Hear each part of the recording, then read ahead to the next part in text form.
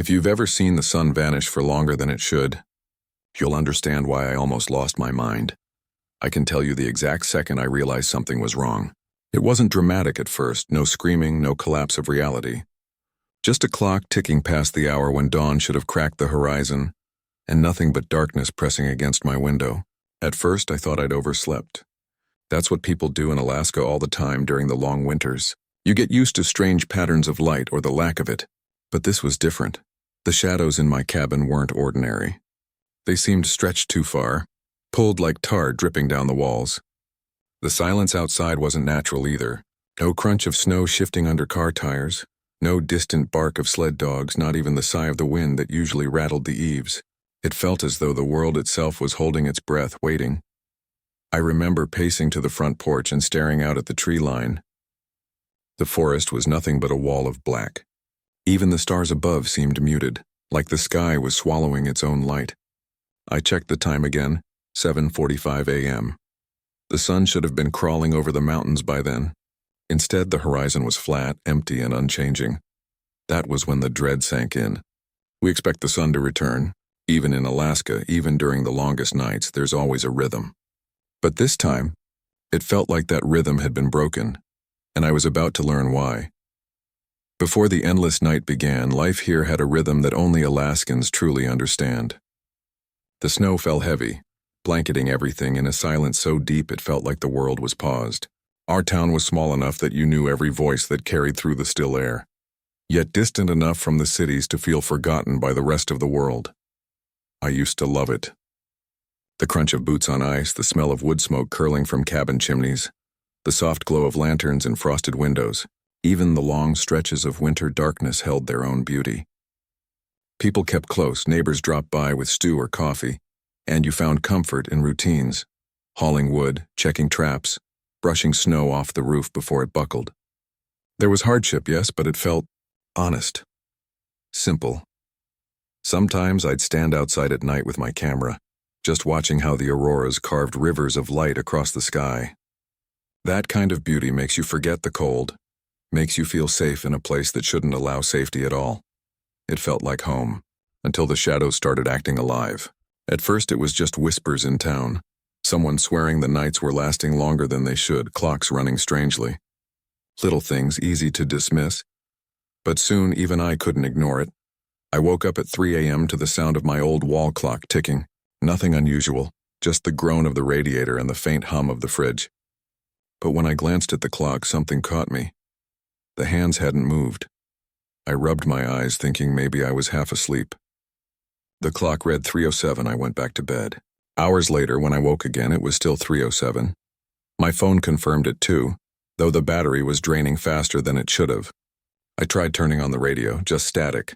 By noon, the sun should have been peeking over the mountains, at least a faint glow on the horizon. Instead, the sky looked locked in pre-dawn, that cold, bluish black that makes you feel like the day is just around the corner. But it never came. That evening, I trudged to my neighbor Marlene's cabin. She was in her 70s, sharp as a knife, and she didn't laugh when I asked if her clock was working. Instead, she said something that made my stomach twist. "It's happening again," she muttered. I hoped I'd be dead before it came back. I pressed her for more, but she only shook her head and shut the door in my face. I went home with the kind of dread that sits behind your ribs, heavy and nameless. The world was still spinning, or so I thought, but time itself was slipping. That night, I started searching for answers.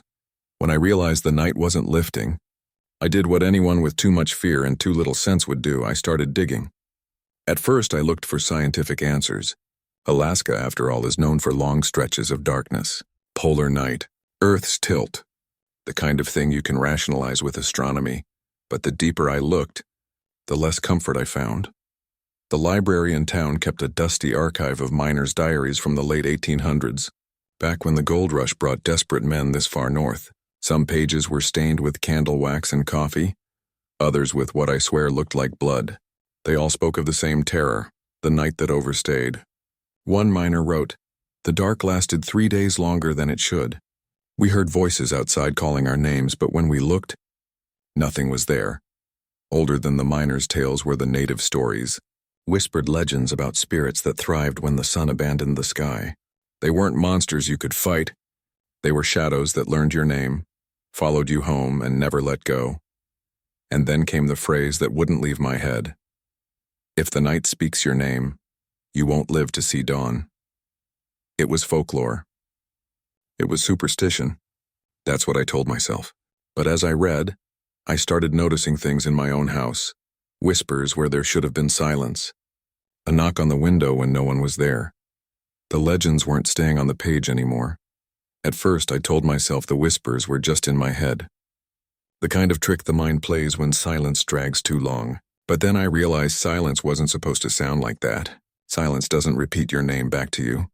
The first time it happened, I froze in bed.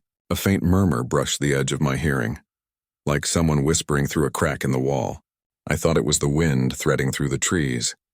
But then it shaped itself into words. My name, clear, patient, almost curious. I didn't move for hours.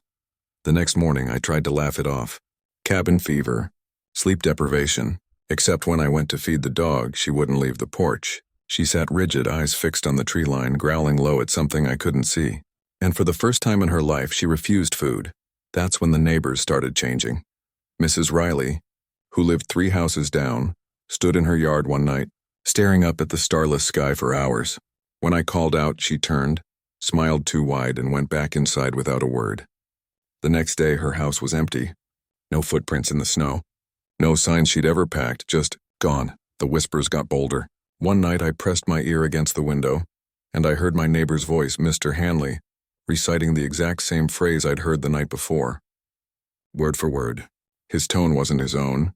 That was when I stopped trying to sleep. Instead, I started writing everything down, documenting it. If the night was keeping records, so was I, because I had the sinking feeling it wasn't just watching me. It wanted me to watch it. I thought maybe I'd lost my grip on reality. So I did what anyone does when they're scared and alone. I went online. At first, all I found were jokes about Alaska's weird winters and photos of auroras.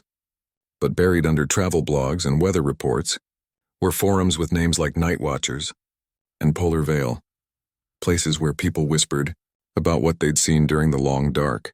The posts read like confessions. One man wrote about standing at his window for hours, watching a figure at the tree line that never moved. A woman posted a blurry photo of a cabin with no door, claiming she could still hear screams from inside. Another user uploaded a scan of a torn journal, its last entry smeared and frantic. Don't open it when they knock. I scrolled deeper and patterns emerged. Each thread started the same, someone noticing strange things during the endless night. Each thread ended the same too, abruptly, sometimes mid-sentence, sometimes with a final chilling line like, "They're already at the door." Reading those fragments felt like looking into my own future. Their paranoia matched mine. Their shadows sounded like mine. Their warnings read like instructions I was already failing to follow. That was when I realized something cold and certain. I wasn't just reading about them. I was joining them. My posts, my notes, they were becoming another breadcrumb for whoever came after me, if anyone ever did. It started small. Shadows where they shouldn't be. At first, I blamed the flicker of a candle or the failing batteries in my flashlight. But one night, I turned on my lamp, and instead of scattering, the shadows bent toward me. They stretched long fingers across the floor, reaching, twitching, as if the light wasn't a shield but a lure. Like they were hungry. The house joined in. Floorboards groaned under invisible weight. My walls trembled with faint knocks, the rhythm too deliberate to be settling wood. Sometimes I swore I heard someone pacing the roof. Slow, heavy steps that never left. Even when I swapped power sources, lanterns, kerosene, solar lights, the same thing happened. The bulbs didn't just dim, they seemed drained. Like something in the dark drank the electricity, sipped the fire, and then there were the neighbors. I passed Mrs. Keegan, the old woman from across the road, but she didn't look at me. She just stood at her fence, lips moving silently, eyes fixed on nothing. Later I saw her lights flicker in the same unnatural pulse as mine, and her shadow didn't match her body. It lagged, twitching seconds behind her movements. I realized then that no door, no wall, no bulb could protect us. The night wasn't outside anymore. It was inside, creeping closer, bending the rules of every safe place we thought we had. I told myself I wouldn't step outside again. But the silence in my house had grown unbearable. It wasn't silence anymore. It was a pressure, a suffocating weight pressing down on my chest. So I opened the door and let the night swallow me whole. The air was thick, like wading into tar. My breath crystallized instantly, but the frost seemed to hang in the air too long, suspended, unmoving. Every sound was warped. The crunch of snow beneath my boots echoed back at me seconds later, out of rhythm, as if something else was walking right behind me. I aimed my flashlight at the trees, and that's when I saw them, figures standing just inside the tree line. Not moving, not speaking, but I could hear them. My name whispered in voices that weren't theirs, carried on the wind from every direction. I ran. I don't even know where. My feet carried me to one of the old hunting cabins near the edge of town. The windows were all dark, but when I entered, the air felt wrong. The shadows inside didn't wait for the light. They were already moving. They slid along the walls, overlapping, weaving, twisting into shapes I almost recognized. I tried to leave, but the door led back into the same cabin. I turned, tried another door, same cabin, same shadows, the same whispers. Time didn't exist anymore. I was trapped in a loop, and then I made the mistake of looking up. Every window, every cracked piece of glass glowed faintly with pale eyes staring back at me. Dozens, hundreds. Watching. I screamed. The lights went out. When I opened my eyes, daylight streamed through the blinds. At first, I thought I'd dreamed it all. The whispers, the shadows, the cabin with the watching eyes, it had to be a hallucination born of exhaustion. But then I saw the clock on my wall. The hands were ticking, yes, but they jumped, stuttered, as if the passage of time itself was trying to catch up with something it had lost. I stepped outside. The town looked normal again. People shoveled snow from their driveways. Kids laughed down by the frozen lake. Engines hummed in the cold morning air. No one spoke of what happened. No one even hinted that the night had stretched too far. When I asked my neighbor if she'd noticed anything strange, she just gave me a puzzled smile and said, "You must have been dreaming. Nights don't last forever, but I can't unsee it. The shadows of trees still lean too long across the snow. My reflection lags when I move past mirrors. Sometimes I swear I still hear my name carried on the wind." The sun came back, but it felt like a lie. If you've stayed with me this long, then I need to warn you. Something changes once you've heard the story. It's not just mine anymore. It's yours too. The endless night has a way of spreading, latching onto curious minds like yours. Maybe you'll notice it when the clock stutters on your wall, or when the lights flicker for no reason. Maybe you'll catch your reflection moving